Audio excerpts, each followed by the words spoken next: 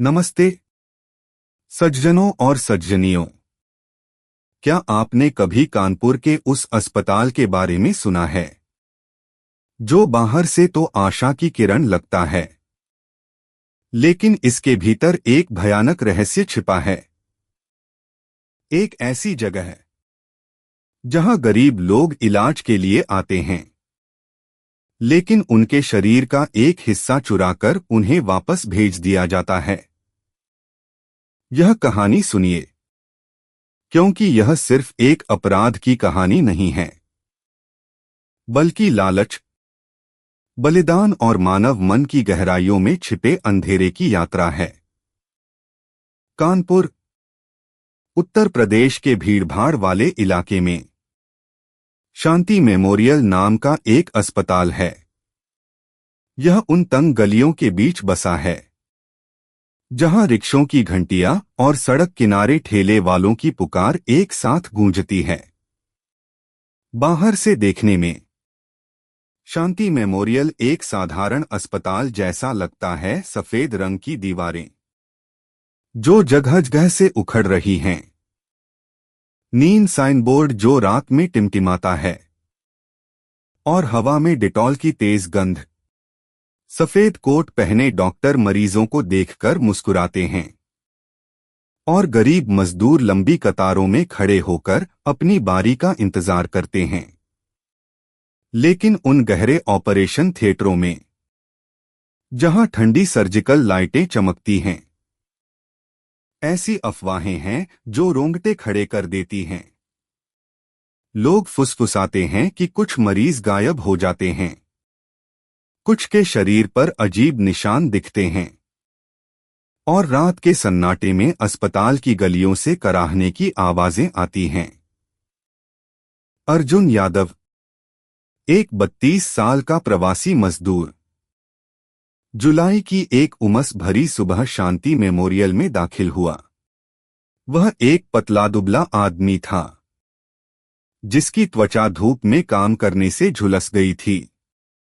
उसकी आंखें थकी हुई थीं, लेकिन उनमें एक उम्मीद की चमक थी। जब डॉक्टर ने उसे बताया कि उसकी किडनी की पथरी का ऑपरेशन आसान और जल्दी होगा, बस एक छोटा सा पत्थर है। यादव जी, डॉक्टर ने उसका कंधा थपथपाते हुए कहा। हम आपका ख्याल रखेंगे। अर्जुन ने सिर हिलाया। उसका दिल हल्का हो गया। उसने 3 महीने तक मेहनत मजदूरी करके इस ऑपरेशन के लिए पैसे जोड़े थे, ताकि वह उस तेज दर्द से छुटकारा पा सके जो उसे काम करने से रोकता था। ऑपरेशन थिएटर में जब एनेस्थीसिया की दवा उसकी नसों में दौड़ने लगी, अर्जुन को लगा जैसे उसका शरीर हल्का होकर गंगा नदी पर तैर रहा हो। उसने सपने में एक सर्जिकल चाकू की चमक देखी, ठंडी और तेज। उसके आसपास कुछ अजीब आवाजें थीं, फुसफुसाहट, जो उस डॉक्टर की आवाज से मेल नहीं खाती थी, जिसने उसे बचाने का वादा किया था। जल्दी करो, एक आवाज आई।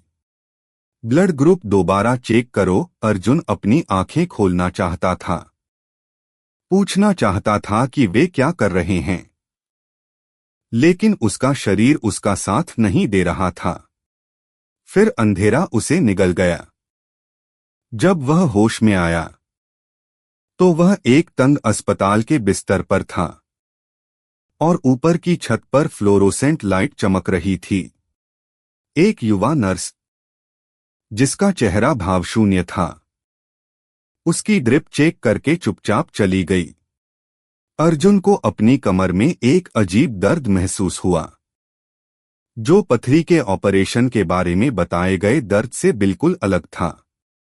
यह सिर्फ दर्द नहीं था, यह एक खालीपन था, जैसे उसके शरीर का एक हिस्सा गायब हो गया हो। उसने अपने पेट को छुआ, और उसे एक लंबी पट्टी मिली, जो उम्मीद से ज्यादा बड़ी थी। यह क्या हो रहा है? उसने फुसफुसाया, लेकिन कोई जवाब नहीं आया। एक हफ्ते बाद अर्जुन दिल्ली के एक निजी क्लिनिक में गया, जहां उसका एक दोस्त काम करता था।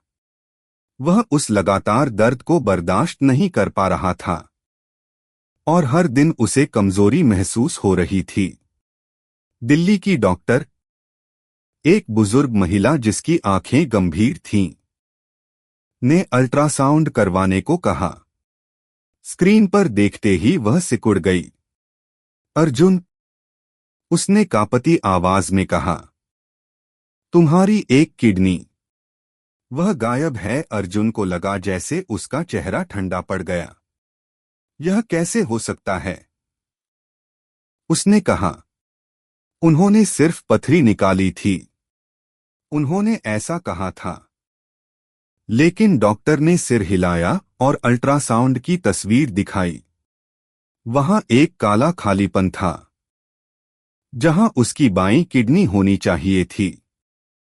अर्जुन के सामान में डॉक्टर को एक छोटा सा कागज का टुकड़ा मिला, जो उसकी जैकेट की जेब में ठूंसा हुआ था। उस पर नीली स्याही से लिखा था, सवाल मत करो, जियो। अर्जुन उस कागज को देखता रहा। उसका दिल जोर जोर से धड़क रहा था। यह किसने लिखा? क्यों? उसे गुस्सा आया और साथ में डर भी। शांति मेमोरियल, जहां उसने भरोसा किया था। उसने उसे धोखा दिया था। लेकिन यह तो बस शुरुआत थी। शहर का ध्यान अब डॉ. विक्रम शर्मा की ओर गया, जो शांति मेमोरियल का निदेशक था। वह एक मध्यम आयु का व्यक्ति था, जिसके बालों में चांदी की चमक थी और वह हमेशा साफ सुथरा सूट और सुनहरे फ्रेम का चश्मा पहनता था। उसकी मुस्कान गर्म थी, लेकिन उसकी आंखें चाकू की तरह तेज। कानपुर के लोग उसे गरीबों का मसीहा कहते थे, क्योंकि उसने अस्पताल में गरीबों के लिए मुफ्त इलाज का वार्ड बनवाया था।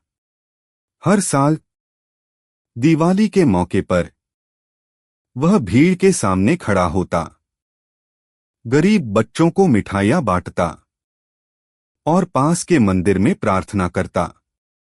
लेकिन जब अर्जुन ने अपनी कहानी कुछ दोस्तों को बताई, तो फुसफुसाहट शुरू हो गई। क्या शर्मा को कुछ पता था? वह अर्जुन की आंखों से नजरें क्यों चुरा रहा था? जब वह उससे सवाल करने गया, उसकी शांत आवाज में और टेबल पर उसकी उंगलियों की थपथपाहट में कुछ ऐसा था जो बेचैनी पैदा करता था। प्रिया मेहरा, एक 28 साल की फ्रीलांस पत्रकार, को अर्जुन की कहानी दिल्ली में अपने एक दोस्त से पता चली। प्रिया एक छोटी सी महिला थी, जिसके काले बाल हमेशा साफ सुथरे बंधे रहते थे और आंखें जो हमेशा सच की तलाश में रहती थीं। वह कानपुर में पली बढ़ी थी, शांति मेमोरियल से ज्यादा दूर नहीं।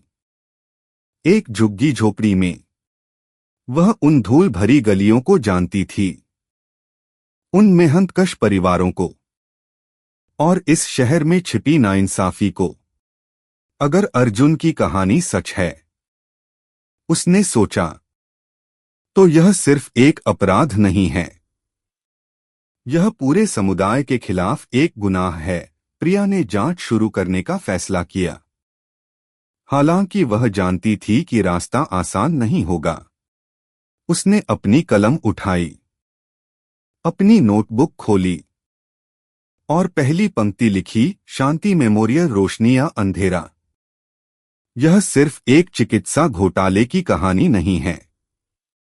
यह लालच, बलिदान और उन रहस्यों की यात्रा है जो एक पूरे समुदाय को तबाह कर सकते हैं।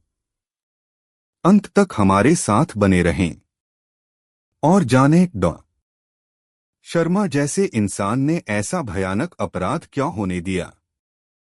प्रिया मेहरा की नोटबुक में अब तक की सारी जानकारी बिखरी पड़ी थी। अर्जुन की कहानी, उसका गायब गुर्दा और वह रहस्यमयी कागज का टुकड़ा। लेकिन यह सब अभी सिर्फ एक कहानी थी, एक अफवाह, जिसे सच साबित करने के लिए उसे सबूत चाहिए थे। कानपुर की गलियों में, जहां धूल और शोर कभी नहीं रुकता, सच को ढूंढना आसान नहीं था। प्रिया ने अपनी साड़ी की प्लीट्स ठीक की, अपने कंधे पर बैग टांगा और शांति मेमोरियल की ओर चल पड़ी। उसका दिल तेजी से धड़क रहा था, लेकिन उसकी आंखों में एक जिद थी। अगर यह सच है, उसने खुद से कहा, तो मैं इसे दुनिया के सामने लाऊंगी। शांति मेमोरियल के मुख्य द्वार पर पहुंचते ही प्रिया को एक अजीब सा माहौल महसूस हुआ। बाहर की दीवारों पर दिवाली के पुराने पोस्टर अभी भी चिपके थे, जिनमें डॉ विक्रम शर्मा की तस्वीर थी। वह बच्चों को मिठाइयां बांट रहे थे और उनके पीछे मंदिर की मूर्तियां चमक रही थीं। लेकिन आज अस्पताल का प्रवेश द्वार शांत था, लगभग डरावना। रिसेप्शन पर बैठी एक नर्स ने प्रिया को देखा और जल्दी से अपनी नजरें हटा लीं। मैं डॉ शर्मा से मिलने आई हूं, प्रिया ने कहा, अपनी आवाज को जितना हो सके दृढ़ रखते हुए। नर्स ने बिना कुछ बोले फोन उठाया और कुछ देर बाद प्रिया को अंदर बुलाया गया। डॉ शर्मा का ऑफिस एक साफ सुथरा कमरा था, जिसकी दीवारों पर मेडिकल डिग्रियां और पुरस्कारों की तस्वीरें टंगी थीं। उनके डेस्क पर एक छोटा सा गणेश जी की मूर्ति थी, जिसके सामने एक अगरबत्ती जल रही थी। शर्मा ने प्रिया को देखकर मुस्कुराया, लेकिन उनकी मुस्कान में कुछ बनावटी था। प्रिया जी, बैठिए, उन्होंने कहा, अपनी कुर्सी पर पीछे झुकते हुए। आप एक पत्रकार हैं, है ना? मैंने आपके कुछ लेख पढ़े हैं। बहुत प्रभावशाली। प्रिया ने उनके तारीफ को नजरअंदाज किया।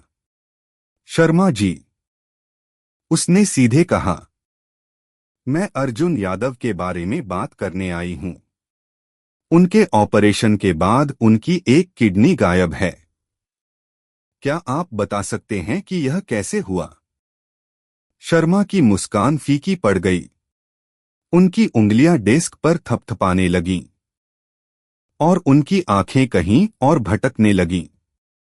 अर्जुन यादव, उन्होंने धीरे से कहा, जैसे नाम को याद करने की कोशिश कर रहे हों।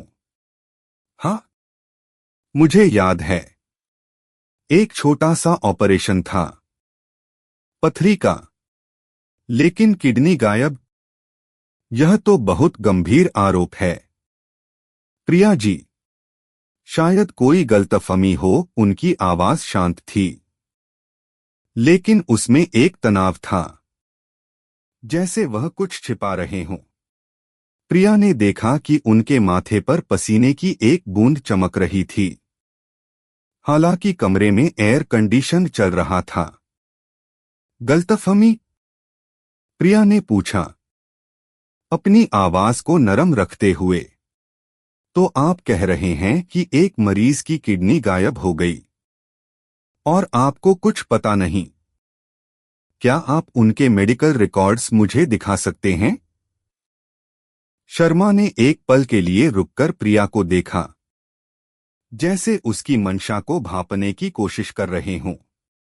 फिर उन्होंने एक फाइल उठाई और उसे खोला, लेकिन प्रिया को दिखाने से पहले उसे जल्दी से बंद कर दिया।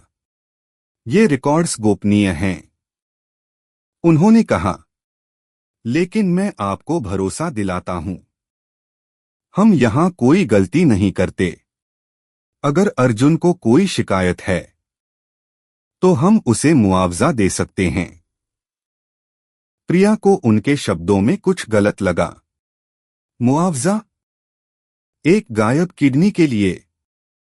वह कुछ और पूछना चाहती थी, लेकिन शर्मा ने अपनी घड़ी देखी और खड़े हो गए। मुझे एक सर्जरी के लिए जाना है, उन्होंने कहा। आपके सवालों का जवाब बाद में दूंगा, प्रिया जी। लेकिन जैसे ही वह दरवाजे की ओर बढ़े, प्रिया ने देखा कि उनके हाथ कांप रहे थे। वह आदमी, जिसे कानपुर का मसीहा कहा जाता था, डर रहा था। अस्पताल से निकलते वक्त प्रिया ने एक पुरानी नर्स को देखा, जो बाहर के बरामदे में बैठी थी। वह रिटायर हो चुकी थी, लेकिन पहले शांति मेमोरियल में काम करती थी। उसका नाम लक्ष्मी था और उसकी आंखें थकी हुई थीं, जैसे कई सालों के बोझ को ढो रही हों। प्रिया ने उससे बात करने की कोशिश की। लक्ष्मी जी, उसने धीरे से कहा, क्या आपने कभी अस्पताल में कुछ अजीब देखा? कुछ ऐसा जो सही नहीं लगता? लक्ष्मी ने पहले तो कुछ नहीं कहा, लेकिन फिर उसने एक गहरी सांस ली। बेटी, उसने फुसफुसाया, यहां बहुत कुछ होता है जो बाहर की दुनिया नहीं देखती। लेकिन सावधान रहना, कुछ सवालों के जवाब जानलेवा हो सकते हैं। लक्ष्मी की बातें प्रिया के दिमाग में गूंजने लगीं। उस रात जब वह अपने छोटे से अपार्टमेंट में लौटी, उसे एक अनाम कॉल आया। फोन पर एक भारी आवाज थी। अर्जुन यादव को भूल जाओ, उसने कहा, वरना तुम्हें भी चोट पहुंचेगी। कॉल कट गई और प्रिया का दिल जोर जोर से धड़कने लगा। उसने खिड़की से बाहर देखा, जहां कानपुर की सड़कें रात के अंधेरे में डूबी थीं। उसे लगा जैसे कोई उसे देख रहा हो, लेकिन डर के बावजूद उसने फैसला किया कि वह पीछे नहीं हटेगी। अगले दिन प्रिया ने अर्जुन से मुलाकात की। वह एक छोटे से कमरे में रहता था, जहां दीवारें नमी से सड़ रही थीं। उसका चेहरा पीला पड़ गया था और उसकी आंखें डूबी हुई थीं। मैं अब काम नहीं कर पाता, उसने कहा।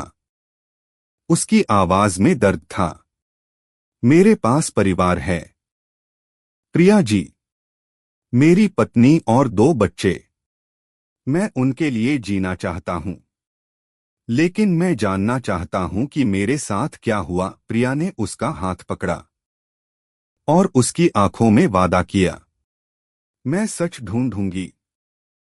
अर्जुन जी, उसने कहा, आपके लिए और उन सभी के लिए जो शांति मेमोरियल में भरोसा करके आए। उस रात प्रिया ने अपनी नोटबुक में लिखा, शांति मेमोरियल का सच क्या है? क्या डॉ शर्मा सिर्फ एक डॉक्टर हैं या कुछ और? वह जानती थी कि यह सिर्फ अर्जुन की कहानी नहीं थी, यह उन सैकड़ों लोगों की कहानी थी जो अपने जीवन को बचाने की उम्मीद में उस अस्पताल के दरवाजे से गुजरे थे। यह लालच, विश्वासघात और उन बलिदानों की कहानी थी जो लोग अपने प्रियजनों के लिए करते हैं। लेकिन सबसे बड़ा सवाल यह था, डॉ विक्रम शर्मा ने ऐसा क्यों होने दिया? क्या वह सिर्फ एक कठपुतली थे या उस अंधेरे के पीछे का मास्टरमाइंड? यह कहानी अभी शुरू हुई थी। यह सिर्फ एक चिकित्सा घोटाले की कहानी नहीं थी, यह एक ऐसी यात्रा थी जो कानपुर की गलियों से लेकर मानव मन की गहराइयों तक जाती थी। अंत तक हमारे साथ बने रहें और जाने, एक आदमी जिसे मसीहा कहा जाता था ने ऐसा भयानक अपराध क्यों होने दिया? प्रिया मेहरा की रातें अब बेचैनी में बीतने लगी थीं। उसका छोटा सा अपार्टमेंट जो कभी किताबों और कॉफी की खुशबू से भरा रहता था, अब कागजों और नोट्स के ढेर से अटा पड़ा था। शांति मेमोरियल के बारे में उसकी नोटबुक में हर दिन नई जानकारी जुड़ रही थी, लेकिन हर जवाब के साथ नए सवाल उभर रहे थे। अर्जुन यादव की कहानी ने उसे झकझोर दिया था, और लक्ष्मी जी की फुसफुसाहट, कुछ सवालों के जवाब जानलेवा हो सकते हैं, उसके दिमाग में बार बार गूंज रही थी। फिर भी प्रिया जानती थी कि वह रुक नहीं सकती। कानपुर की सड़कों पर, जहां हर कोने में गरीबी और मेहनत की कहानियां बिखरी थीं, सच को दबाने की कोशिशें हो रही थीं। लेकिन प्रिया का इरादा पक्का था। उसने अपनी कलम उठाई और शांति मेमोरियल की ओर कदम बढ़ाए। उसका पहला कदम था अस्पताल के रिकॉर्ड्स तक पहुंचना। प्रिया ने सुना था कि शांति मेमोरियल में एक पुराना आर्काइव रूम था, जहां सालों पुराने मरीजों के रिकॉर्ड्स रखे जाते थे। लेकिन जब वह रिसेप्शन पर पहुंची और रिकॉर्ड्स देखने की अनुमति मांगी, तो उसे ठंडा जवाब मिला, वह जानकारी गोपनीय है। रिसेप्शनिस्ट ने कहा। उसकी आंखें प्रिया से मिलने से बच रही थीं। डॉ शर्मा के बिना अनुमति नहीं मिल सकती, प्रिया ने मुस्कुराकर सिर हिलाया। लेकिन अंदर ही अंदर उसका गुस्सा भड़क रहा था। वे कुछ छिपा रहे हैं, उसने सोचा। लेकिन क्या? प्रिया ने फैसला किया कि उसे और गहरी खुदाई करनी होगी। उसने अपने एक पुराने दोस्त रमेश से संपर्क किया, जो कानपुर के एक छोटे से अखबार में काम करता था। रमेश एक जिज्ञासु इंसान था, जिसके पास शहर की हर गली की खबर होती थी। वे एक छोटे से ढाबे पर मिले, जहां मसाला चाय की खुशबू और तवे पर रोटी सेंकने की आवाज हवा में तैर रही थी। प्रिया, तुम शांति मेमोरियल के पीछे क्यों पड़ी हो? रमेश ने पूछा, अपनी चाय का घूंट लेते हुए। वहां कुछ गलत है, रमेश, प्रिया ने धीरे से कहा। अर्जुन यादव की किडनी गायब है, और मुझे लगता है वह अकेला नहीं है। रमेश ने अपनी भौहें सिकोड़ी। यह बड़ा आरोप है, उसने कहा। लेकिन मैंने सुना है कि पिछले कुछ सालों में कई मरीजों ने शिकायत की थी, अजीब दर्द, ऑपरेशन के बाद कमजोरी। लेकिन कोई कुछ बोलता नहीं, क्योंकि शर्मा जी को शहर का मसीहा माना जाता है। रमेश की बातों ने प्रिया की शंका को और पक्का कर दिया। उसने रमेश से पूछा कि क्या वह किसी ऐसे व्यक्ति को जानता है जो अस्पताल के अंदर की जानकारी दे सके। रमेश ने एक पल सोचा, फिर धीरे से कहा, कमला बाई को करो। वह पहले शांति मेमोरियल में वार्ड आया थी, अब वह रिटायर हो चुकी है, लेकिन उसे बहुत कुछ पता होगा। प्रिया ने रमेश का शुक्रिया अदा किया और कमला बाई का पता लिख लिया। उसका दिल तेजी से धड़क रहा था। यह उसका पहला ठोस सुराग था। कमला बाई एक छोटे से घर में रहती थी, जो कानपुर की एक तंग गली में बसा था। उसका घर मिट्टी की दीवारों और टीन की छत से बना था, और बाहर एक छोटा सा तुलसी का पौधा था, जिसके सामने एक दिया जल रहा था। प्रिया ने दरवाजा खटखटाया, और एक बुजुर्ग महिला ने दरवाजा खोला। कमला बाई की आंखें थकी हुई थीं, लेकिन उनमें एक गहराई थी, जैसे वह कई सालों का दर्द छिपाए हुए थी। कमला जी, मैं प्रिया मेहरा हूं, प्रिया ने कहा, अपनी आवाज को नरम रखते हुए। मैं शांति मेमोरियल के बारे में कुछ जानना चाहती हूं। कमला बाई ने उसे एक लंबी नजर से देखा, जैसे उसकी मंशा को परख रही हो। फिर उसने प्रिया को अंदर बुलाया। कमलाबाई ने प्रिया को एक पुरानी तस्वीर दिखाई जो उसने अपने समय में शांति मेमोरियल में ली थी। तस्वीर में कुछ डॉक्टर एक कोल्ड स्टोरेज कंटेनर के पास खड़े थे, वही कंटेनर जो अक्सर अंगों के परिवहन के लिए इस्तेमाल होता है। तस्वीर के पीछे एक हस्ताक्षर था, उनके लिए जो इसे सबसे ज्यादा जरूरत रखते हैं। प्रिया का दिल जोर से धड़का। यह क्या है कमला जी? उसने पूछा। कमलाबाई ने एक गहरी सांस ली। मैं ज्यादा नहीं कहूंगी बेटी, उसने कहा। लेकिन जब मैं वहां काम करती थी तो मैंने कुछ अजीब चीजें देखीं। रात के समय ट्रक आते थे और कुछ बक्से अस्पताल से बाहर ले जाए जाते थे। कोई नहीं पूछता था कि उनमें क्या है। प्रिया ने पूछा। क्या डॉ शर्मा को इसके बारे में पता था? कमलाबाई ने सिर हिलाया। शर्मा जी सब कुछ जानते थे, उसने फुसफुसाया। वह एक अच्छे इंसान थे, लेकिन कुछ साल पहले कुछ बदल गया। उनकी बेटी की मौत के बाद वह टूट गए। फिर अस्पताल कर्ज में डूबने लगा और फिर विदेशी लोग आने लगे। प्रिया ने अपनी सांस रोकी। विदेशी लोग? उसने पूछा। कमलाबाई ने नजरें झुका लीं। मैंने ज्यादा नहीं देखा, उसने कहा। लेकिन सावधान रहना बेटी, यह रास्ता खतरनाक है। कमलाबाई की बातों ने प्रिया के दिमाग में एक तूफान खड़ा कर दिया। क्या शांति मेमोरियल सिर्फ एक अस्पताल नहीं था? क्या यहां कुछ बड़ा चल रहा था, शायद एक अंतर्राष्ट्रीय अंग तस्करी का रैकेट? प्रिया ने फैसला किया कि उसे और सबूत ढूंढने होंगे। उसने अपने लैपटॉप पर कुछ पुराने समाचार लेख खोजे और उसे पता चला कि पिछले 5 सालों में शांति मेमोरियल के कई मरीजों ने अजीब शिकायतें दर्ज की थीं। ऑपरेशन के बाद असामान्य दर्द, कमजोरी और कुछ मामलों में गायब अंग। लेकिन हर बार शिकायतें दबा दी जाती थीं।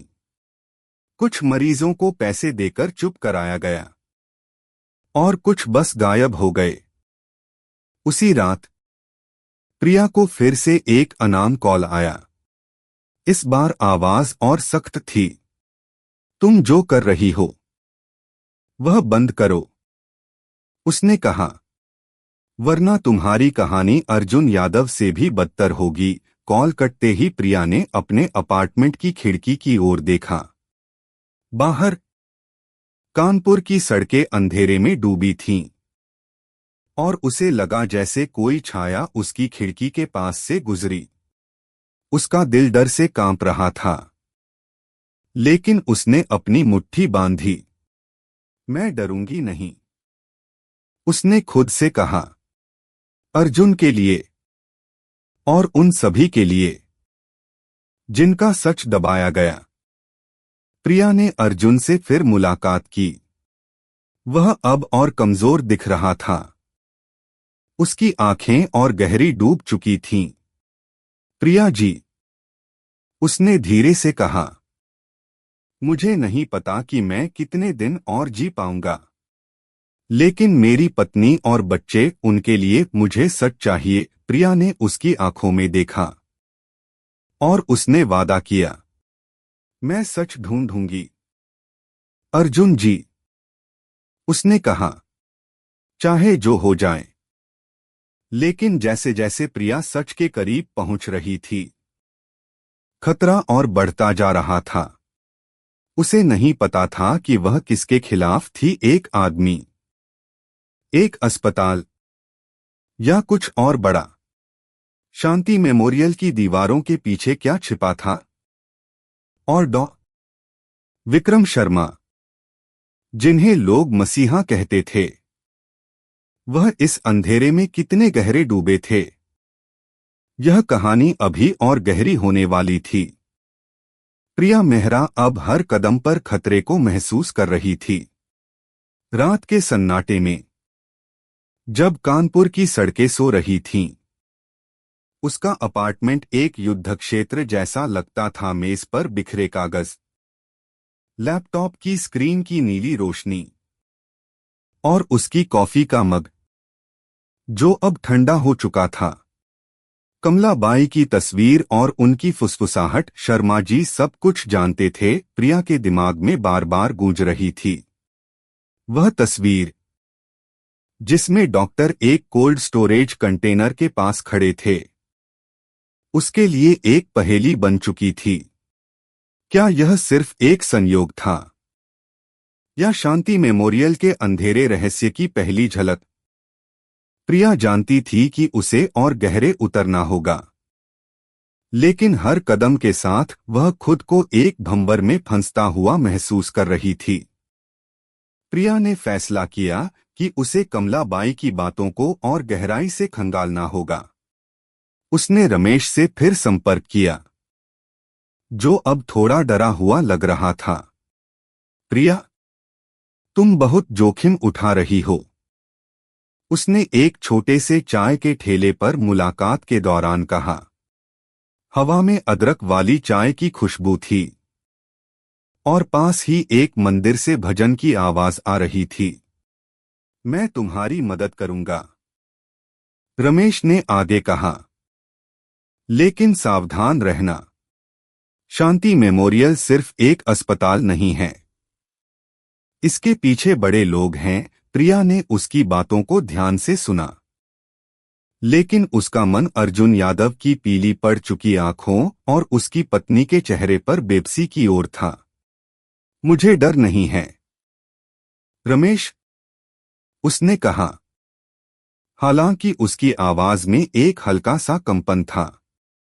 मुझे सच चाहिए। रमेश ने प्रिया को एक और सुराग दिया। उसने बताया कि शांति मेमोरियल के पास एक पुराना गोदाम था, जहां रात के समय कुछ ट्रक आते थे। मैंने एक बार देखा था, रमेश ने फुसफुसाते हुए कहा। रात के 12 बजे एक काला ट्रक वहां रुका था। कुछ लोग बक्सों को उतार रहे थे। वे जल्दी में थे, जैसे कोई उन्हें देख न ले। प्रिया ने अपनी नोटबुक में यह जानकारी लिखी। गोदाम, कोल्ड स्टोरेज कंटेनर, क्या यह सब अंग तस्करी से जुड़ा था? उसने रमेश से पूछा कि क्या वह उस गोदाम का पता बता सकता है। रमेश ने हिचकिचाते हुए एक पता लिखकर दिया। सावधान रहना, प्रिया, उसने फिर कहा। यह लोग माफिया की तरह काम करते हैं। प्रिया ने उस रात गोदाम की तलाश में निकलने का फैसला किया। कानपुर की सड़कें रात में और भी डरावनी लगती थीं। सड़कों पर कुत्तों की भौंकने की आवाज और दूर कहीं गंगा नदी की लहरों का शोर। गोदाम एक सुनसान इलाके में था, जहां पुराने कारखानों की टूटी फूटी इमारतें थीं। प्रिया ने अपनी टॉर्च जलाई और गोदाम के पीछे की एक टूटी खिड़की से अंदर झांका। अंदर अंधेरा था, लेकिन हवा में एक अजीब सी ठंडक थी, जैसे कोई फ्रीजर चल रहा हो। उसने एक पुराना बक्सा देखा, जिस पर एक लेबल लगा था। उसने टॉर्च की रोशनी में लेबल पढ़ा, मेडिकल सप्लाई स्विट्जरलैंड, स्विट्जरलैंड। प्रिया का दिल जोर से धड़का। क्या यह वही था जिसके बारे में कमलाबाई ने बताया था? विदेशी लोग। लेकिन इससे पहले कि वह और करीब जा पाती, उसे एक तेज आवाज सुनाई दी, धातु का टकराना, जैसे कोई भारी चीज गिरी हो। प्रिया ने तुरंत अपनी टॉर्च बंद की और अंधेरे में सिकुड़ गई। उसकी सांस तेज थी और उसे लगा जैसे उसका दिल उसके सीने से बाहर निकल आएगा। कुछ देर बाद उसने देखा कि एक काला ट्रक गोदाम के सामने रुका। 2 लोग बाहर निकले। उनके चेहरों को अंधेरे ने ढक रखा था। वे एक भारी बक्सा उतार रहे थे। और उनकी फुसफुसाहट हवा में तैर रही थी। जल्दी करो, एक ने कहा। यह आज रात ही जाना है। प्रिया ने अपनी जेब से फोन निकाला और चुपके से एक तस्वीर खींच ली। लेकिन जैसे ही कैमरे की फ्लैश चमकी, एक आदमी ने उसकी ओर देखा। कौन है वहां? उसने चिल्लाया। प्रिया ने खुद को दीवार के पीछे छिपाया और भागने लगी। उसकी सैंडल गीली मिट्टी में फिसल रही थी। वह किसी तरह अपनी बाइक तक पहुंची और तेजी से अपने अपार्टमेंट की ओर भागी। जब वह अपने कमरे में पहुंची तो उसका शरीर कांप रहा था। उसने फोन पर तस्वीर देखी। यह धुंधली थी, लेकिन उसमें साफ दिख रहा था कि बक्से पर मेडिकल सप्लाई लिखा था।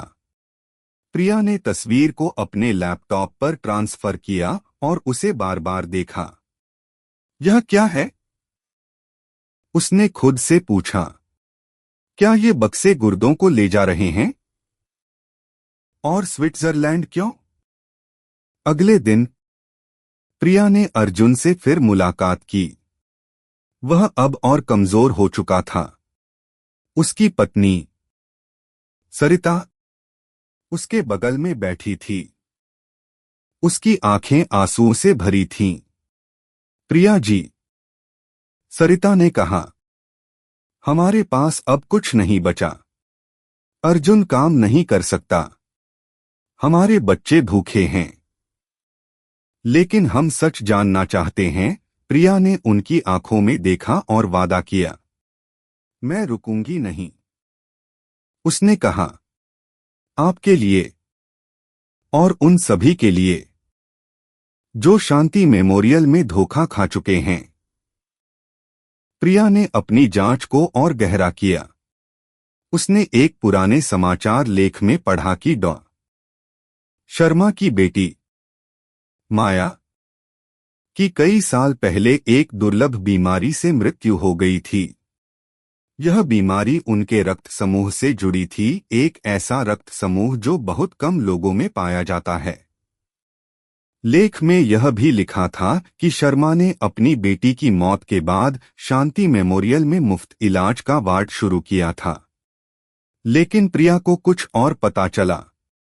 कुछ साल पहले अस्पताल भारी कर्ज में डूब गया था। शर्मा ने कथित तौर पर जुए में लाखों रुपए हार दिए थे। क्या यह संभव था कि वह कर्ज चुकाने के लिए अंग तस्करी में शामिल हो गए थे? प्रिया ने एक और सुराग ढूंढने की कोशिश की। उसने एक पुराने मरीज रामू काका से बात की, जो शांति मेमोरियल में एक छोटा सा ऑपरेशन करवाने गया था।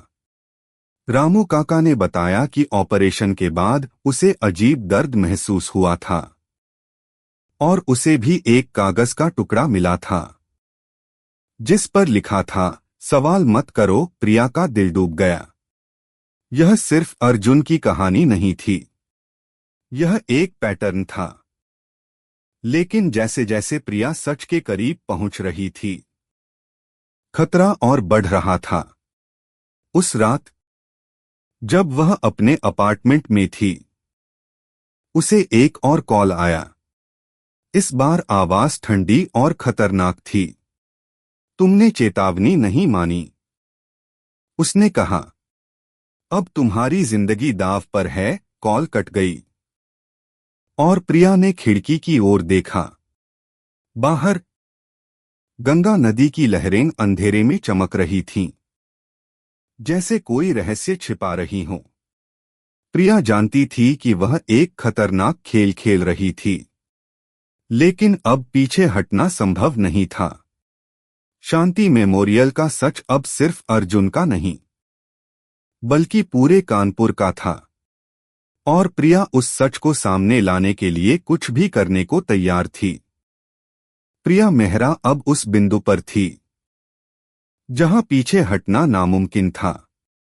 शांति मेमोरियल के अंधेरे रहस्य उसके सामने धीरे धीरे खुल रहे थे, लेकिन हर कदम के साथ खतरा और करीब आ रहा था। उसकी नोटबुक में अब तक की सारी जानकारी थी। अर्जुन यादव की गायब किडनी, कमलाबाई की तस्वीर, गोदाम में देखा गया काला ट्रक और रामू काका की कहानी। लेकिन यह सब अभी भी एक पहेली थी जिसके टुकड़े पूरी तरह से जुड़ नहीं रहे थे। प्रिया जानती थी कि अगर उसे सच चाहिए तो उसे कुछ बड़ा करना होगा, कुछ ऐसा जो उसे शांति मेमोरियल के गहरे रहस्यों के केंद्र में ले जाए।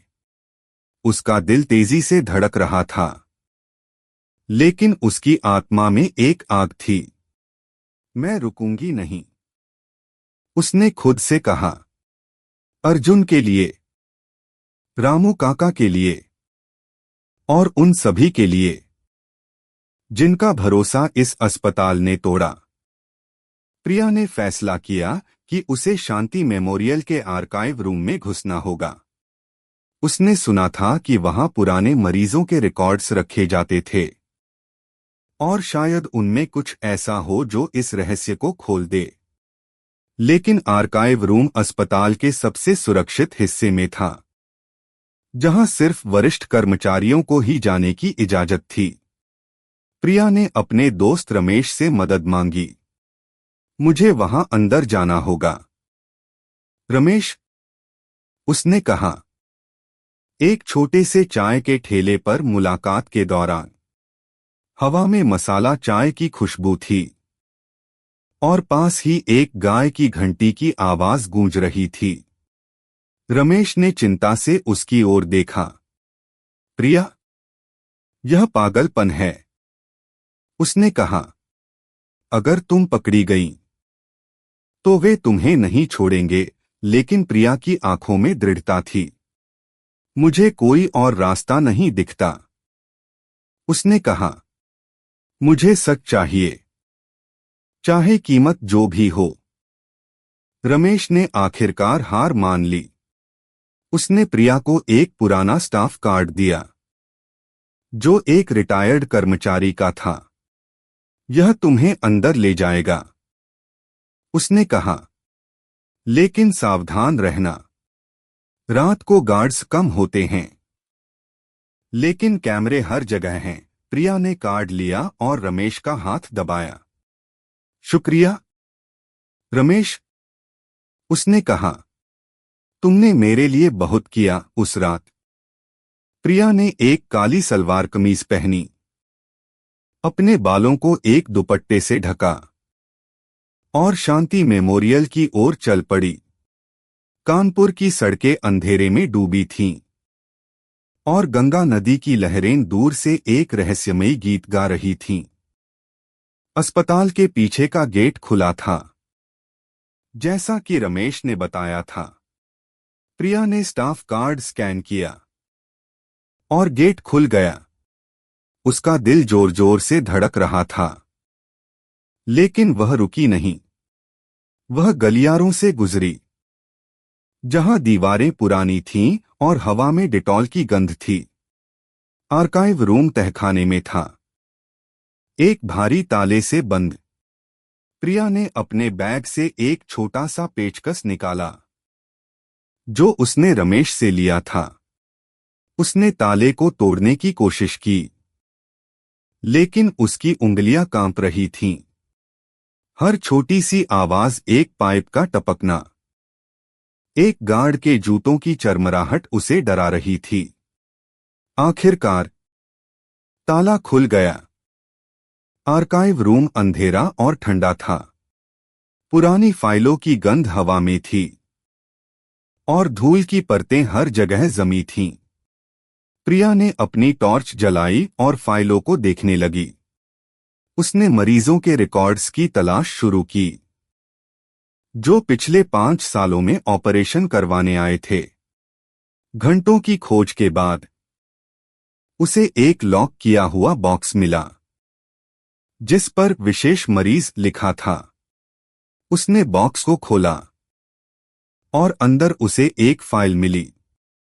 उसमें मरीजों की एक सूची थी। सभी के नाम के साथ उनके रक्त समूह लिखे थे और सभी रक्त समूह दुर्लभ थे। हर नाम के सामने एक नोट था, स्थानांतरण, पूरा स्थानांतरण। प्रिया का दिल डूब गया। क्या यह गुर्दों की तस्करी थी? फाइल में एक और कागज था जिसमें एक विदेशी पते का जिक्र था, स्विट्जरलैंड में एक क्लिनिक। कागज पर लिखा था, विशेष ग्राहकों के लिए। प्रिया ने जल्दी से अपने फोन से उस कागज की तस्वीर खींची, लेकिन जैसे ही वह फाइल को वापस रखने वाली थी, उसे एक आवाज सुनाई दी। कौन है वहां? एक गार्ड ने चिल्लाया। प्रिया ने टॉर्च बंद की और एक अलमारी के पीछे छिप गई। उसकी सांस तेज थी और उसे लगा जैसे उसका दिल उसके सीने से बाहर निकल आएगा। गार्ड ने कमरे में झांका। उसकी टॉर्च की रोशनी दीवारों पर नाच रही थी। प्रिया ने अपनी सांस रोकी और गंगा मैया से प्रार्थना की कि वह बच जाए। जब गार्ड चला गया, प्रिया ने फाइल को अपने बैग में डाला और चुपके से बाहर निकली। वह अपने अपार्टमेंट तक भागी, जहां उसने फाइल को खोला और हर पेज को ध्यान से पढ़ा। उसमें दर्जनों मरीजों के नाम थे, सभी गरीब मजदूर जिनके ऑपरेशन पथरी या अपेंडिक्स के लिए किए गए थे। लेकिन हर मरीज की फाइल में एक नोट था, गुर्दा स्थानांतरण, और हर फाइल में एक कोड था, स्विस क्लिनिक। प्रिया को अब यकीन हो गया था कि शांति मेमोरियल एक अंतर्राष्ट्रीय अंग तस्करी रैकेट का हिस्सा था। लेकिन यह सब कैसे शुरू हुआ? और डॉ. शर्मा इसमें कितने गहरे शामिल थे? प्रिया ने अर्जुन से मुलाकात की और उसे बताया कि उसने क्या पाया। अर्जुन का चेहरा पीला पड़ गया। प्रिया जी, उसने धीरे से कहा, मेरी किडनी। क्या वे इसे किसी और को दे चुके हैं? उसकी आवाज में दर्द था और उसकी आंखें आंसुओं से भर गई थीं। प्रिया ने उसका हाथ पकड़ा। मैं वादा करती हूं अर्जुन जी, उसने कहा, मैं यह सब दुनिया के सामने लाऊंगी। लेकिन अर्जुन की हालत और खराब हो रही थी। उसकी पत्नी सरिता ने प्रिया को बताया कि अर्जुन को अब बुखार और कमजोरी रहने लगी थी। हमारे पास पैसे नहीं हैं प्रिया जी, सरिता ने रोते हुए कहा। हम उसे बचा नहीं सकते। प्रिया का दिल टूट गया। वह जानती थी कि समय खत्म हो रहा था, न सिर्फ अर्जुन के लिए बल्कि उन सभी के लिए जो शांति मेमोरियल के शिकार बने थे। उसने फैसला किया कि उसे डॉ. शर्मा से सीधे सामना करना होगा। वह अगली सुबह शांति मेमोरियल गई, अपने बैग में फाइल और तस्वीरें लेकर। अस्पताल का माहौल भारी था, कर्मचारी फुसफुसा रहे थे और मरीजों की कतारें छोटी हो गई थीं। प्रिया ने डॉ. शर्मा के ऑफिस का दरवाजा खटखटाया। शर्मा ने उसे अंदर बुलाया, लेकिन इस बार उनकी मुस्कान गायब थी। प्रिया जी, उन्होंने ठंडी आवाज में कहा, आप बहुत दूर चली गई हैं। प्रिया ने उनकी आंखों में देखा और फाइल उनकी मेज पर रख दी। यह क्या है शर्मा जी? उसने पूछा। दुर्लभ रक्त समूह वाले मरीज, स्विट्जरलैंड भेजे गए गुर्दे। आप यह सब जानते थे, है ना?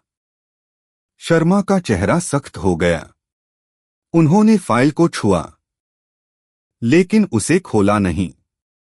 आप नहीं समझती प्रिया, उन्होंने कहा।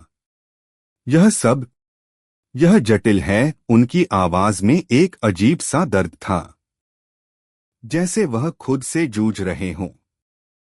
प्रिया को लगा कि वह सच के करीब थी, लेकिन अभी भी कुछ गायब था।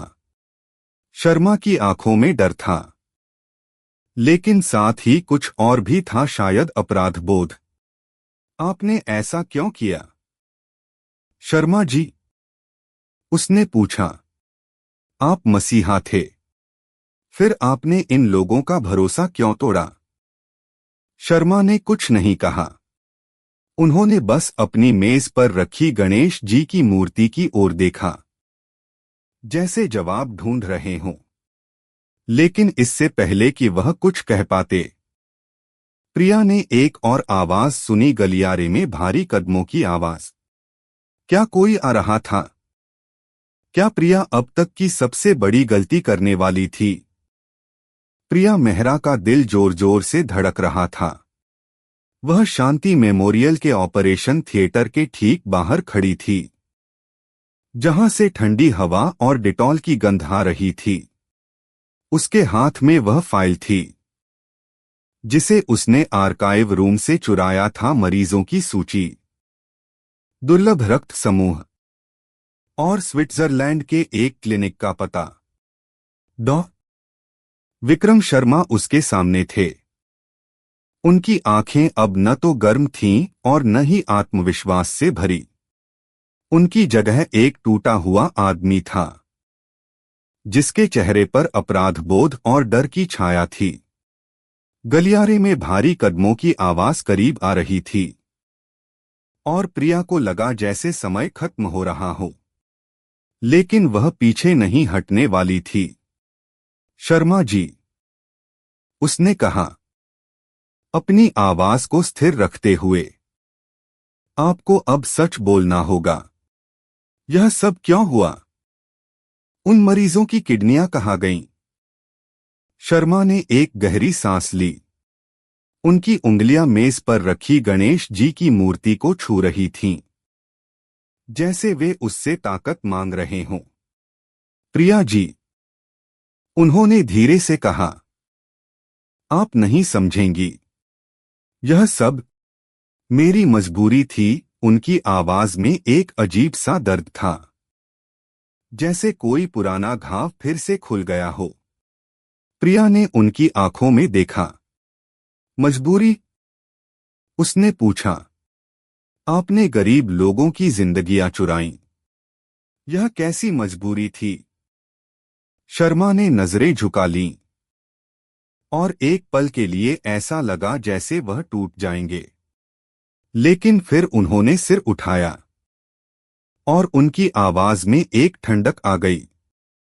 आपके पास सबूत नहीं है, उन्होंने कहा। यह फाइल कुछ भी साबित नहीं करती। प्रिया ने अपनी मुट्ठी बांधी।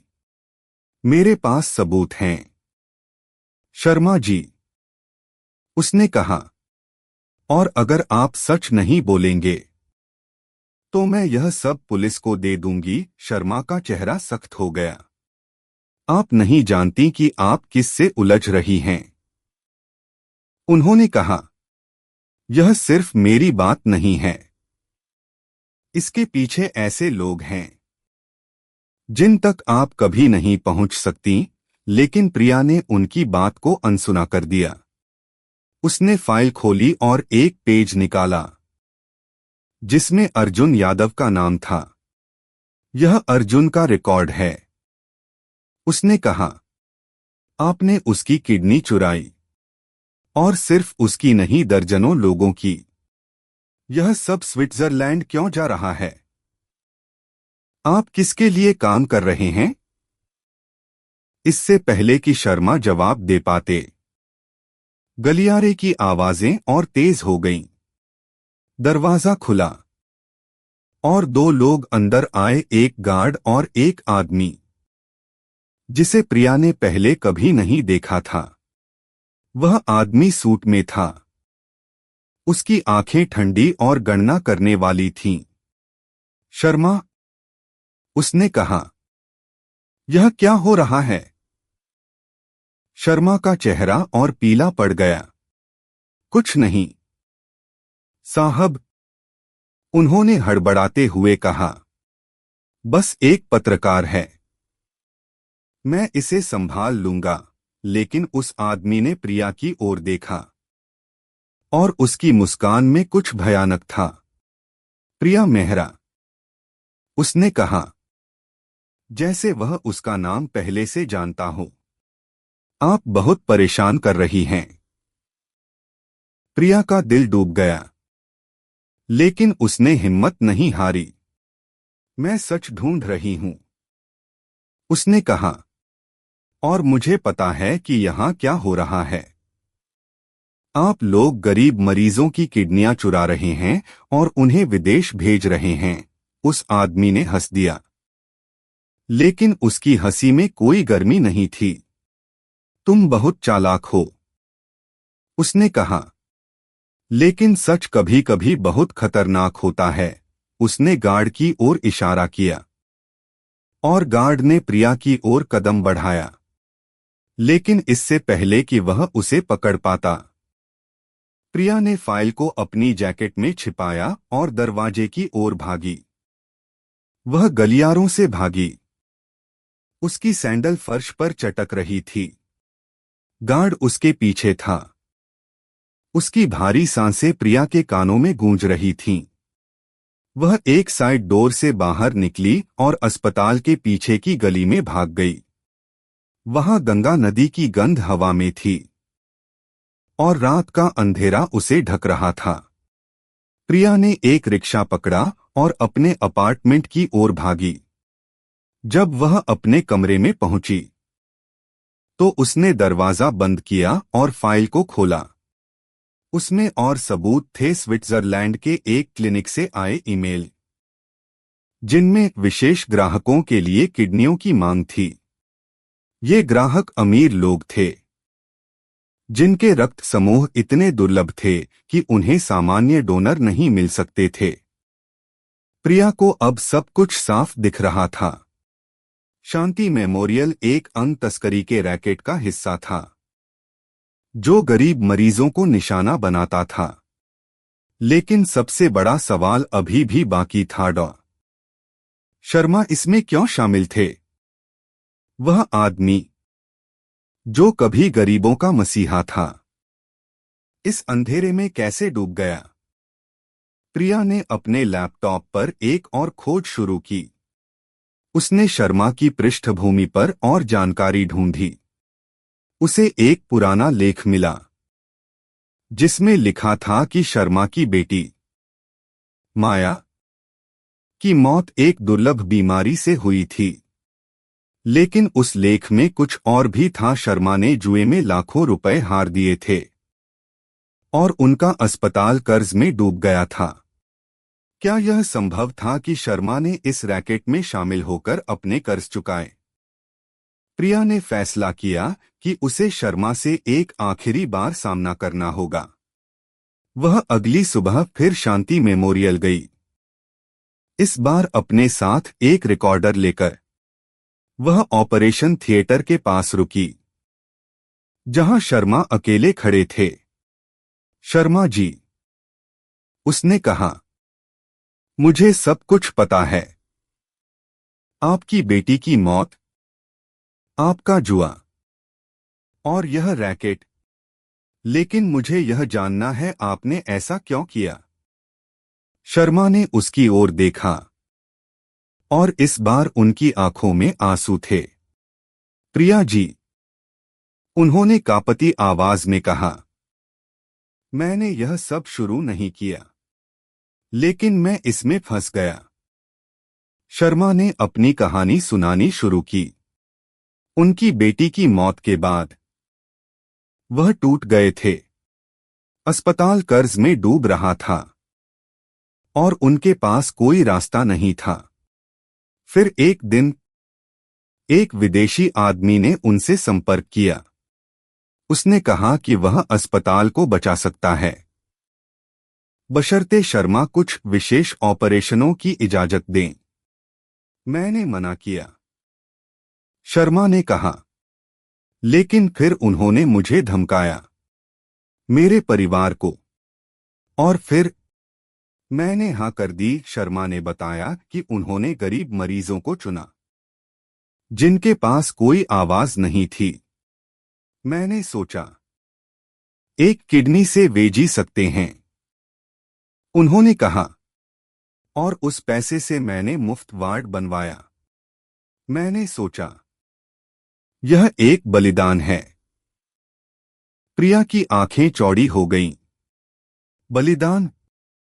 उसने पूछा। आपने लोगों की जिंदगियां चुराईं। आपने अर्जुन को मरने के लिए छोड़ दिया। शर्मा ने सिर झुका लिया। मुझे माफ कर दो, उन्होंने फुसफुसाया। मैंने सोचा था कि मैं अच्छा कर रहा हूं, लेकिन प्रिया ने अपना रिकॉर्डर निकाला और उसे चालू किया। यह माफी नहीं बदल सकती, उसने कहा। लेकिन सच दुनिया के सामने आएगा। तभी दरवाजा खुला और पुलिस अंदर आई। प्रिया ने पहले ही अपने एक संपर्क को फाइल और सबूत भेज दिए थे। शर्मा ने प्रिया की ओर देखा। उनकी आंखें खाली थीं। आपने सही किया, प्रिया जी, उन्होंने कहा जब पुलिस ने उन्हें हथकड़ी पहनाई। लेकिन यह अभी खत्म नहीं हुआ। पुलिस ने शर्मा को ले जाया और प्रिया बाहर निकली, जहां गंगा नदी की लहरें चमक रही थीं। उसका दिल भारी था, लेकिन उसे एक अजीब सी शांति भी महसूस हो रही थी। सच अब सामने था, लेकिन इसकी कीमत क्या होगी? शांति मेमोरियल के बाहर अब सन्नाटा था। सुबह की धूप कानपुर की धूल भरी सड़कों पर पड़ रही थी, लेकिन अस्पताल के दरवाजे पर पुलिस की गाड़ियां खड़ी थीं। पीले रंग की टेप ने इमारत को घेर लिया था और कुछ पत्रकार कैमरों के साथ इधर-उधर भाग रहे थे। डॉ. विक्रम शर्मा को हथकड़ियों में जकड़ा गया था और जब पुलिस उन्हें गाड़ी में ले जा रही थी तो उनकी आंखें जमीन की ओर थीं। वह आदमी जिसे कभी कानपुर का मसीहा कहा जाता था, अब एक अपराधी था। प्रिया मेहरा अस्पताल के बाहर खड़ी थी। उसका दिल भारी था। उसने सच को सामने ला दिया था, लेकिन इस जीत में कोई खुशी नहीं थी। गंगा नदी की लहरें पास में बह रही थीं और उनकी आवाज में एक अजीब सा दर्द था, जैसे वे भी इस त्रासदी को महसूस कर रही हों। प्रिया की नजर उस भीड़ पर पड़ी जो अस्पताल के बाहर जमा हो गई थी। कुछ लोग गुस्से में चिल्ला रहे थे, कुछ रो रहे थे। एक बुजुर्ग महिला जिसके हाथ में एक पुरानी तस्वीर थी, प्रिया के पास आई। मेरे बेटे का भी यही हुआ, उसने कांपती आवाज में कहा। वह शांति मेमोरियल गया था और अब वह बिस्तर पर है। उसकी किडनी गायब है। प्रिया ने उसकी आंखों में देखा और उसका गला भर आया। मैं माफी मांगती हूं, मां जी, उसने कहा। लेकिन अब सच बाहर है। हम आपके बेटे के लिए न्याय करेंगे। महिला ने प्रिया का हाथ पकड़ा और उसे आशीर्वाद दिया। तुमने हमारी आवाज बनकर काम किया, बेटी, उसने कहा। गंगा मैया तुम्हारी रक्षा करें। प्रिया ने अर्जुन यादव के घर का रास्ता लिया। वह एक छोटे से कमरे में रहता था, जहां दीवारें नमी से सड़ रही थीं। अर्जुन बिस्तर पर था, उसका चेहरा पीला और कमजोर। उसकी पत्नी सरिता उसके बगल में बैठी थी और उनके दो छोटे बच्चे फर्श पर खेल रहे थे। जब प्रिया अंदर आई, सरिता ने उसकी ओर देखा। प्रिया जी, उसने कहा, क्या यह सच है? क्या शर्मा जी को पकड़ लिया गया? प्रिया ने सिर हिलाया। हाँ, सरिता जी, उसने कहा। उन्होंने सब कबूल कर लिया। यह एक बड़ा रैकेट था। आपका सच अब दुनिया के सामने है। अर्जुन ने धीरे से सिर उठाया। उसकी आंखें धंसी हुई थीं, लेकिन उनमें एक हल्की सी चमक थी। प्रिया जी, उसने कांपती आवाज में कहा। मैं नहीं जानता कि मैं कितने दिन और जीऊंगा, लेकिन मेरे बच्चों को अब कोई और धोखा नहीं देगा। शुक्रिया। प्रिया की आंखें नम हो गईं। उसने अर्जुन का हाथ पकड़ा और कहा, आपने हिम्मत नहीं हारी। अर्जुन जी, यह आपकी जीत है। लेकिन अर्जुन ने सिर हिलाया। यह हम सबकी जीत है। उसने कहा, लेकिन क्या यह मेरे बच्चों का भविष्य बचा पाएगा? प्रिया का दिल भारी हो गया। वह जानती थी कि सच सामने आने से अर्जुन की किडनी वापस नहीं आएगी। वह जानती थी कि दर्जनों मरीज जिनके अंग चुराए गए थे शायद कभी पूरी तरह ठीक नहीं होंगे। लेकिन उसने यह भी देखा कि अर्जुन की आंखों में एक शांति थी, जैसे उसे यह यकीन हो गया हो कि उसकी कहानी अब बेकार नहीं जाएगी। सरिता ने प्रिया को एक गिलास पानी दिया और उस छोटे से कमरे में जहां गरीबी और दर्द की गंध थी, एक पल के लिए सन्नाटा छा गया। बाहर कानपुर की सड़कों पर खबर फैल रही थी। अखबारों में शांति मेमोरियल का नाम सुर्खियों में था। कानपुर का सबसे बड़ा चिकित्सा घोटाला। एक हेडलाइन चिल्ला रही थी, गरीबों का मसीहा निकला अपराधी। दूसरी ने लिखा, प्रिया ने अपने फोन पर खबरें देखीं, लेकिन उसका मन कहीं और था। वह सोच रही थी कि यह सब कैसे शुरू हुआ।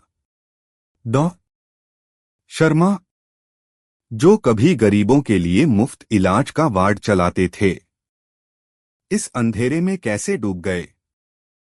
क्या यह सिर्फ लालच था या कुछ और? प्रिया ने अपने दोस्त रमेश को फोन किया। रमेश, उसने कहा, यह अभी खत्म नहीं हुआ है। शर्मा ने कहा कि इसके पीछे और लोग हैं। हमें उन्हें ढूंढना होगा। रमेश ने चिंता से कहा, प्रिया, तुमने पहले ही बहुत कुछ किया, अब और जोखिम क्यों? लेकिन प्रिया ने सिर हिलाया। हालांकि वह जानती थी कि रमेश उसे नहीं देख सकता। यह सिर्फ शर्मा की कहानी नहीं है। उसने कहा, यह उन लोगों की कहानी है जिन्होंने भरोसा किया और धोखा खाया। मैं रुकूंगी नहीं। उस रात प्रिया अपने अपार्टमेंट में बैठी थी और उसकी नजर उस फाइल पर थी जिसे उसने आर्काइव रूम से लिया था। उसने एक बार फिर उस स्विस क्लिनिक के ईमेल पढ़े। वे विशेष ग्राहकों की बात करते थे, अमीर लोग जिनके रक्त समूह इतने दुर्लभ थे कि उन्हें डोनर ढूंढना मुश्किल था। लेकिन प्रिया को एक बात समझ नहीं आ रही थी, शर्मा ने यह सब क्यों शुरू किया? क्या यह सिर्फ कर्ज चुकाने की बात थी या कुछ और गहरा था?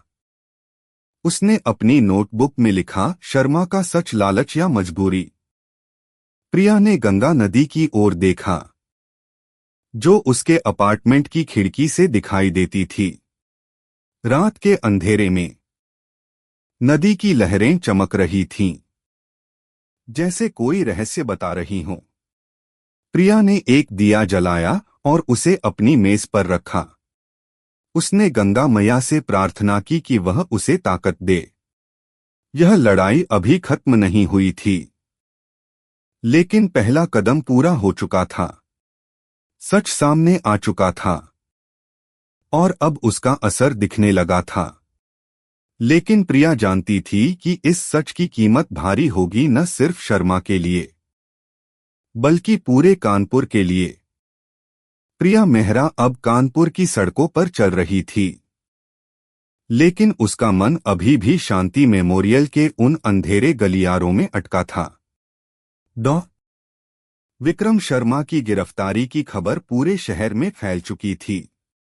अखबारों की सुर्खियां चीख रही थीं और स्थानीय चाय के ठेलों पर लोग फुसफुसा रहे थे।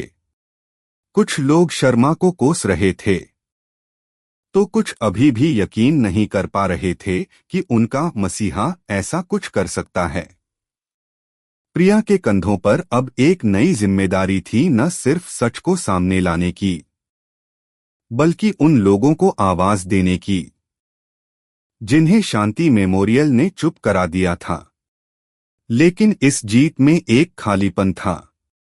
सच सामने आ चुका था, लेकिन घाव अभी भी ताजा थे।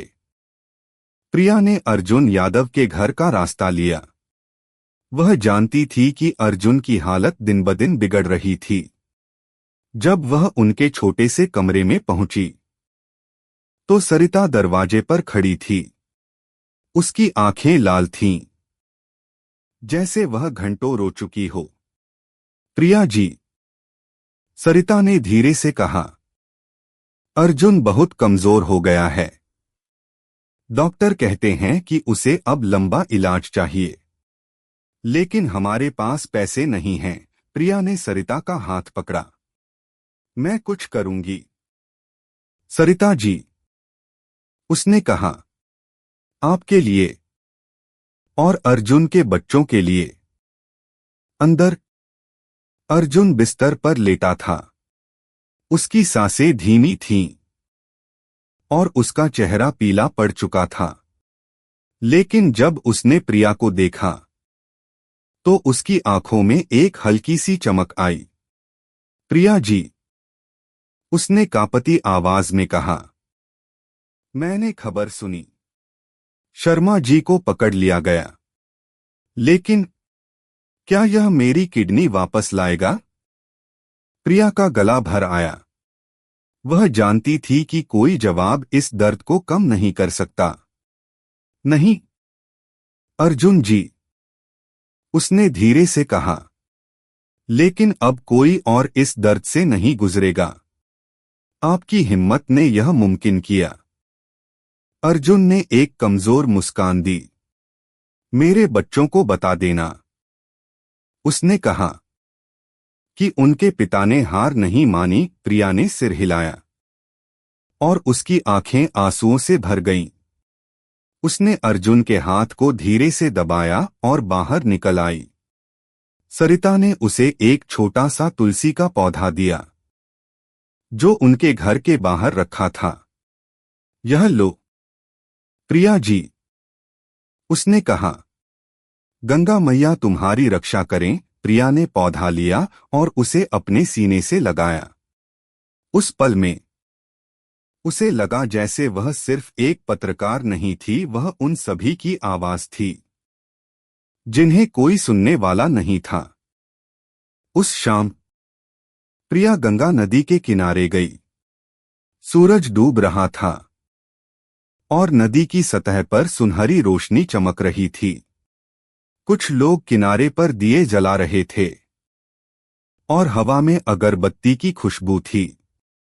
प्रिया ने एक दिया जलाया और उसे नदी में छोड़ दिया।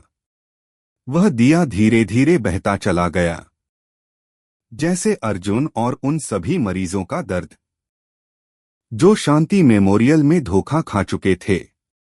प्रिया ने अपनी आंखें बंद कीं और गंगा मैया से प्रार्थना की, मुझे ताकत दे, उसने फुसफुसाया, ताकि मैं इन लोगों के लिए और लड़ सकूं। जब वह अपने अपार्टमेंट लौटी तो उसने अपनी नोटबुक खोली। उसने लिखा, शांति मेमोरियल का सच अब सामने है। लेकिन यह कहानी अभी पूरी नहीं हुई। उसे याद था कि शर्मा ने कहा था कि इसके पीछे और लोग हैं। वह स्विस क्लिनिक, वे विशेष ग्राहक, यह सब अभी भी एक रहस्य था। प्रिया जानती थी कि उसकी लड़ाई अभी खत्म नहीं हुई थी। लेकिन उस रात उसे एक अजीब सी शांति महसूस हुई। उसने सच को सामने लाया था और यह सच अब कानपुर की गलियों में गूंज रहा था। प्रिया ने अपने दोस्त रमेश को फोन किया। रमेश, उसने कहा, मुझे तुम्हारी मदद चाहिए। हमें उन लोगों को ढूंढना होगा जो इस रैकेट के पीछे हैं। रमेश ने एक गहरी सांस ली। प्रिया, तुमने पहले ही एक चमत्कार कर दिखाया, उसने कहा। लेकिन यह और खतरनाक होगा, प्रिया ने मुस्कुराया। हालांकि वह जानती थी कि रमेश उसे नहीं देख सकता। मुझे पता है, उसने कहा। लेकिन अगर हम रुक गए तो अर्जुन और सरिता जैसे लोग कभी न्याय नहीं पाएंगे। उस रात प्रिया ने अपने अपार्टमेंट की खिड़की से गंगा नदी को देखा। नदी की लहरें चमक रही थीं, जैसे कोई कहानी सुना रही हो। उसने सोचा कि यह सब क्यों हुआ। शर्मा, जो कभी गरीबों के लिए मुफ्त इलाज का वार्ड चलाते थे, इस अंधेरे में कैसे डूब गए? क्या यह सिर्फ लालच था, या उनकी बेटी की मौत ने उन्हें तोड़ दिया था? प्रिया को कोई आसान जवाब नहीं मिला, लेकिन उसे यह यकीन था कि हर सच, चाहे कितना भी दर्दनाक हो, सामने आना चाहिए। प्रिया ने अपनी नोटबुक में आखिरी पंक्ति लिखी, यह सिर्फ शांति मेमोरियल की कहानी नहीं है, यह उन सभी की कहानी है जिन्होंने भरोसा किया और धोखा खाया। उसने अपनी कलम रख दी और खिड़की की ओर देखा। बाहर एक दिया नदी पर तैर रहा था। उसकी रोशनी अंधेरे में चमक रही थी। यह एक छोटी सी रोशनी थी, लेकिन यह अंधेरे को चुनौती दे रही थी। और प्रिया जानती थी कि वह भी यही करेगी, तब तक लड़ेगी जब तक हर घाव को मरहम न मिल जाए। कानपुर की सड़कें अब पहले जैसी नहीं थीं। शांति मेमोरियल के घोटाले की खबर ने पूरे शहर को हिला दिया था। अखबारों में हर दिन नई कहानियां छप रही थीं, मरीजों की गवाहियां, पुलिस की छापेमारी और उन विदेशी लोगों की तलाश जो इस अंग तस्करी रैकेट के पीछे थे। लेकिन प्रिया मेहरा के लिए यह कहानी अभी भी अधूरी थी। वह सच को सामने ला चुकी थी, लेकिन उसके दिल में एक सवाल अभी भी गूंज रहा था, क्या यह सच उन लोगों को वापस ला सकता था जिन्होंने सब कुछ खो दिया? वह गंगा नदी के किनारे खड़ी थी, जहां सुबह की धूप पानी पर चमक रही थी। हवा में मंदिरों से आने वाली घंटियों की आवाज थी, और प्रिया ने एक गहरी सांस ली। यह शहर जिसने उसे पाला था, अब एक नई शुरुआत की ओर बढ़ रहा था। कई महीने बीत चुके थे। अर्जुन यादव की हालत अब स्थिर थी, लेकिन वह पूरी तरह ठीक नहीं हुआ था। डॉक्टरों ने कहा था कि उसे लंबे समय तक इलाज की जरूरत होगी। प्रिया ने अपने लेखों से मिले पैसे का एक हिस्सा अर्जुन के इलाज के लिए दिया था। वह अर्जुन के घर गई, जहां सरिता ने उसे गले लगाया। प्रिया जी, सरिता ने कहा। उसकी आंखें आभार से भरी थीं। आपने हमारे लिए जो किया, उसे हम कभी नहीं भूलेंगे। अर्जुन बिस्तर पर बैठा था, और उसके चेहरे पर एक हल्की सी मुस्कान थी। मेरे बच्चे अब स्कूल जा रहे हैं, उसने कहा। यह आपकी वजह से मुमकिन हुआ, प्रिया ने सिर हिलाया। लेकिन उसका मन भारी था।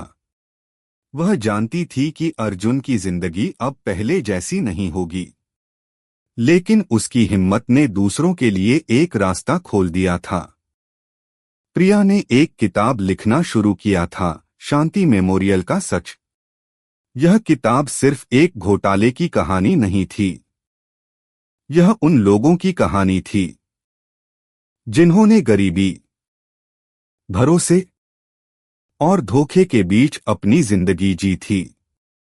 प्रिया ने अपनी किताब में अर्जुन, रामू काका और उन सभी मरीजों की कहानियां लिखीं, जिनकी आवाजें दबा दी गई थीं। उसने अपने दोस्त रमेश की मदद से एक स्थानीय प्रकाशक को ढूंढा, और किताब जल्द ही छपने वाली थी। यह तुम्हारा सबसे बड़ा काम है, रमेश ने कहा जब वे एक चाय के ठेले पर बैठे थे। लेकिन अब क्या? प्रिया, तुम और क्या करोगी?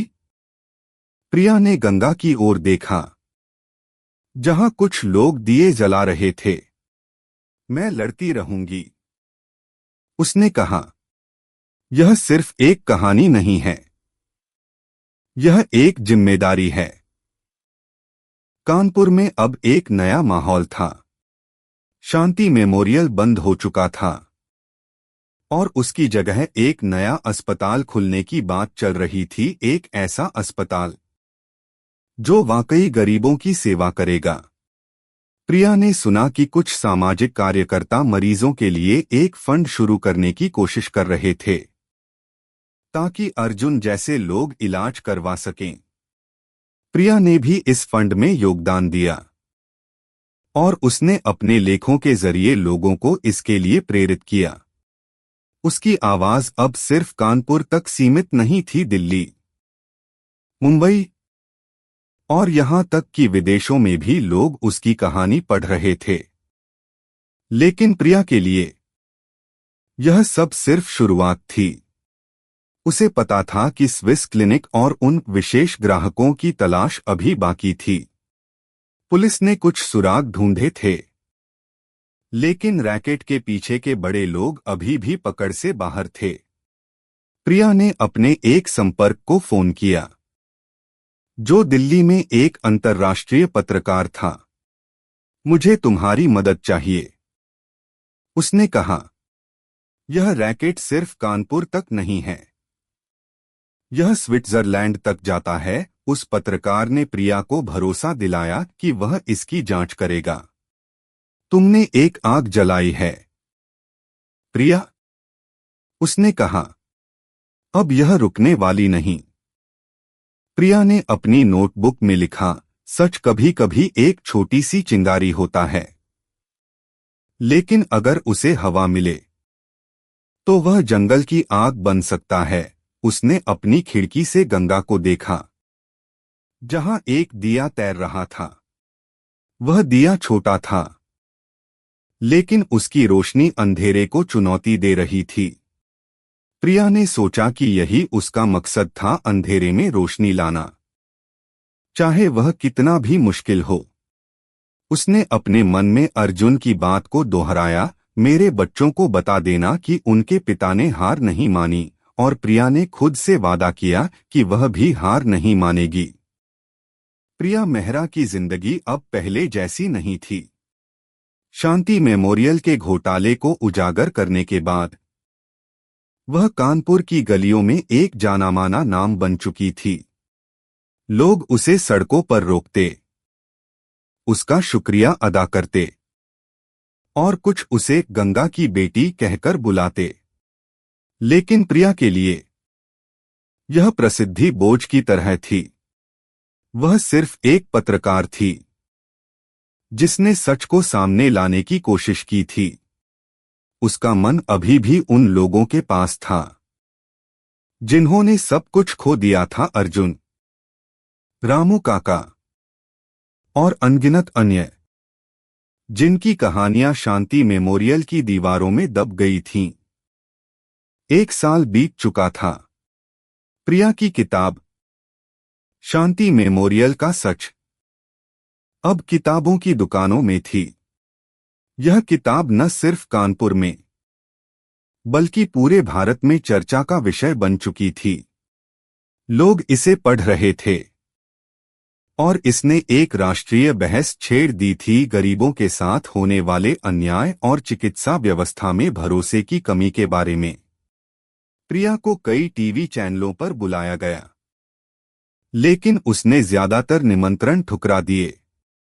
मैं सिर्फ सच बताना चाहती हूं, उसने एक इंटरव्यू में कहा। यह मेरी कहानी नहीं है, यह अर्जुन की है, सरिता की है और उन सभी की है जिन्हें कोई सुनने वाला नहीं था। अर्जुन यादव अब बेहतर था। प्रिया के प्रयासों और एक सामाजिक संगठन की मदद से उसे एक अच्छे अस्पताल में इलाज मिला था।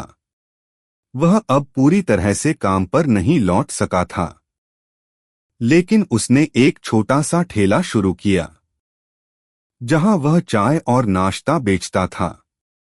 उसकी पत्नी सरिता बच्चों को स्कूल भेजने के लिए दिन रात मेहनत करती थी। एक दिन जब प्रिया उनके घर गई तो अर्जुन ने उसे एक छोटा सा तुलसी का पौधा दिया। यह आपके लिए प्रिया जी, उसने कहा।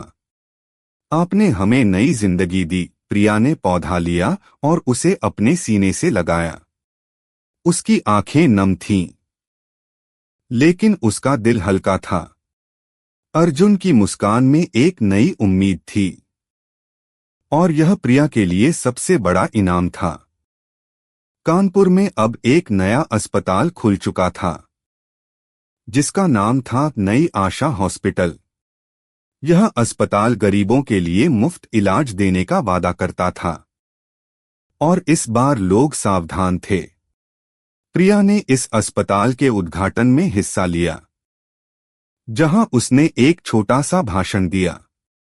हमें भरोसा बनाए रखना होगा, उसने कहा, लेकिन साथ ही सवाल भी पूछने होंगे, क्योंकि सच हमारी सबसे बड़ी ताकत है। भीड़ ने तालियां बजाईं, और प्रिया ने गंगा की ओर देखा, जहां सूरज की किरणें पानी पर चमक रही थीं। प्रिया ने सुना कि पुलिस ने स्विस क्लिनिक के कुछ लोगों को पकड़ा था। यह रैकेट अब पूरी तरह से उजागर हो चुका था, और अंतर्राष्ट्रीय स्तर पर इसकी जांच चल रही थी। डॉ. विक्रम शर्मा को जेल में लंबी सजा सुनाई गई थी, लेकिन उनकी कहानी अभी भी प्रिया के मन में थी। उसने एक बार जेल में उनसे मुलाकात की थी। शर्मा अब एक बूढ़े आदमी जैसे दिखते थे। उनकी आंखें खाली और चेहरा थका हुआ। मैंने गलत किया, प्रिया जी, उन्होंने कहा, लेकिन मैं अपनी बेटी को बचाना चाहता था। फिर मैंने सोचा कि मैं दूसरों को बचा रहा हूं, लेकिन मैं गलत था। प्रिया ने कुछ नहीं कहा। वह सिर्फ उनकी आंखों में देखती रही, और फिर चुपचाप बाहर निकल आई। शर्मा का अपराध बोध उसे माफ नहीं कर सकता था, लेकिन प्रिया को यह समझ आ गया था कि जिंदगी में कई बार सही और गलत की रेखा धुंधली हो जाती है। एक सुबह प्रिया गंगा नदी के किनारे गई। वहां एक छोटा सा मंदिर था, जहां लोग प्रार्थना करने आते थे। उसने एक दिया जलाया और उसे नदी में छोड़ दिया। दिया धीरे धीरे बहता चला गया। उसकी रोशनी अंधेरे पानी में चमक रही थी। यह एक छोटा सा दिया था, लेकिन यह गंगा की विशालता में खो नहीं रहा था। यह प्रिया के लिए एक प्रतीक था, एक छोटा सा सच जो अंधेरे को चुनौती दे सकता था। उसने अपनी आंखें बंद की और गंगा मैया से प्रार्थना की, मुझे और हिम्मत दे। उसने फुसफुसाया, ताकि मैं उन लोगों के लिए लड़ सकूं जिनकी कोई आवाज नहीं। कहानी अब खत्म हो चुकी थी, लेकिन इसका सबक अभी भी गूंज रहा था। शांति मेमोरियल की दीवारें चुप थीं, लेकिन उनकी चुप्पी में एक गहरी सीख थी कि भरोसा कीमती है, और इसे तोड़ने की कीमत भारी होती है। प्रिया की कहानी, अर्जुन की हिम्मत, और कानपुर की गलियों में बिखरी उम्मीद हमें यह सिखाती है कि सच, चाहे कितना भी दर्दनाक हो, हमेशा सामने आना चाहिए। तो आइए हम अपने आसपास के लोगों का ख्याल रखें।